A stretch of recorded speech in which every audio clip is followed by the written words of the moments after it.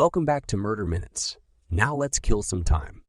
Welcome back to another episode of Murder Minutes, where we love to kill your time with some of the most interesting and notorious murder cases.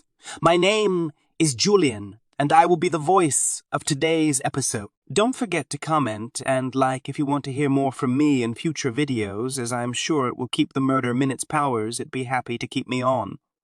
Now, without further ado, Theodore Bundy, better known as Ted Bundy, was an American serial killer who terrorized the country in the 1970s. He was charming, handsome, and intelligent, which helped him evade capture for years. But behind his seemingly normal exterior lay a dark and twisted individual who committed heinous crimes against young women. With his good looks and charisma, Bundy lured his victims into his trap and brutally murdered them. This case shocked the nation and continues to be a haunting reminder of the evil that can lurk in the hearts of some individuals. While the exact reasons for his interest in committing murder are not entirely clear, there are several factors that may have contributed to his behavior. One possible explanation is that Bundy suffered from a personality disorder which may have made him prone to impulsive and violent behavior. He also experienced significant trauma during his childhood, including being raised by his grandparents and discovering that his sister was actually his mother. These experiences may have contributed to his feelings of abandonment and a lack of emotional attachment. Another possible explanation is that Bundy had a sexual fixation with violence and death which he may have developed during his formative years. In his confession tapes, Bundy spoke about his fascination with pornography and his desire for control and power over his victims. He also described the thrill he felt when committing his crimes. It's important to note that while there may be some explanations for Bundy's behavior, ultimately, his actions were his own responsibility. The vast majority of people who experience similar traumas and psychological conditions do not become violent criminals.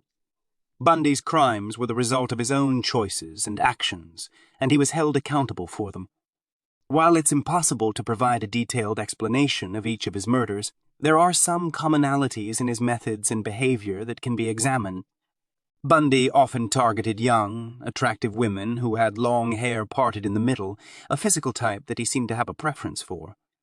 He would typically approach his victims in public places, such as college campuses or shopping centers, and engage them in conversation by pretending to be injured or in need of help. Once he gained their trust, he would convince them to accompany him to his car, where he would attack and overpower them.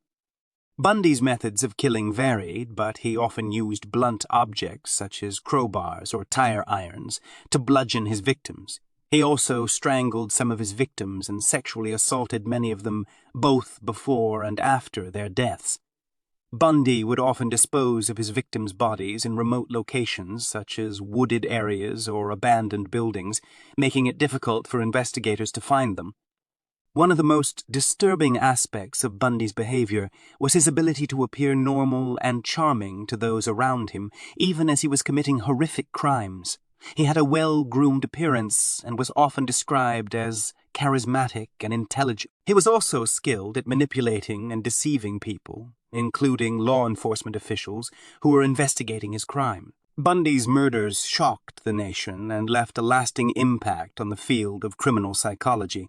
Despite his heinous crimes, he remains a subject of fascination for many people today who continue to try to understand the motivations behind his behavior. One of Ted Bundy's most well-known and horrific murders was that of 12-year-old Kimberly Leach. On February 9, 1978, Bundy abducted Kimberly from her middle school in Lake City, Florida. He had snuck into the school earlier that day and had been seen by several witnesses but was not apprehended at the time. Bundy took Kimberly to a remote area where he sexually assaulted her and then murdered her by bludgeoning her with a blunt object. Her body was found several weeks later decomposed and partially buried in a pigsty on a nearby farm. The murder of Kimberly Leach was particularly shocking and disturbing as she was just a young girl who had been abducted from her school in broad daylight. It also showed Bundy's ability to commit unspeakable acts of violence against even the most vulnerable and innocent victim. After the murder of Kimberly Leach, Bundy continued to evade the authorities for several more weeks, but he was eventually captured and put on trial for his crimes. He was convicted and sentenced to death, but his case continued to captivate the public and generate interest in the psychology of serial killers. Even today, the murder of Kimberly Leach remains a tragic reminder of the senseless violence and cruelty that can be perpetrated by individuals like Ted Bundy. Another victim of Ted Bundy was 19-year-old Karen Chandler. On January 4, 1978, Bundy entered the Florida State University Chi Omega sorority house in Tallahassee and attacked 4 women while they slept. 4 women while they slept. Karen Chandler was one of the victims.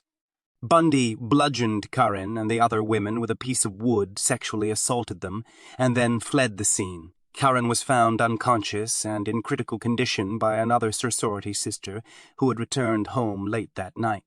She was rushed to the hospital, but tragically died of her injuries several days later. The attack on the Chi Omega sorority house was one of Bundy's most infamous and brutal crimes.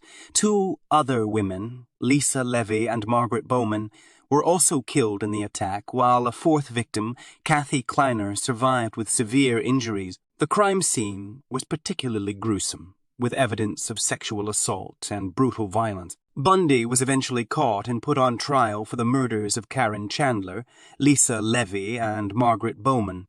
He was convicted and sentenced to death, although he continued to deny his guilt and appeal his sentence for many years. The attack on the Chi Omega sorority house was a shocking and tragic event that shook the Florida State University community and the nation as a whole.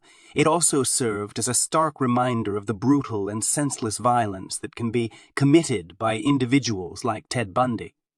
Ted Bundy's most famous murder victim is likely 20-year-old University of Washington student Elizabeth Kloepfer, who went by the nickname Liz. Liz was Bundy's longtime girlfriend, and the two had a tumultuous and complicated relationship. Liz was one of the few people in Bundy's life who suspected that he may have been involved in the murders of young women that were happening in the areas where he lived and traveled. She confronted him about her suspicions several times, but Bundy always denied any involvement and managed to convince her that he was innocent. Despite her doubts, Liz continued to stay with Bundy for several years and supported him during his trial and appeals process. However, after he was sentenced to death for the murders of several young women, including 12-year-old Kimberly Leach, Liz finally began to distance herself from him and ultimately ended their relationship. Liz's story is particularly notable because of her close relationship with Bundy and her struggles to reconcile her love for him with the knowledge that he may have been responsible for the deaths of dozens of young women. Ted Bundy's reign of terror came to an end on January 24, 1989, when he was finally executed in the electric chair at the Florida State Prison. His death brought closure to the families of his victims and a sense of justice to the many people whose lives he had shattered. Bundy's story has continued to captivate and terrify people for decades, and his life and crimes have been the subject of numerous books, films, and television shows.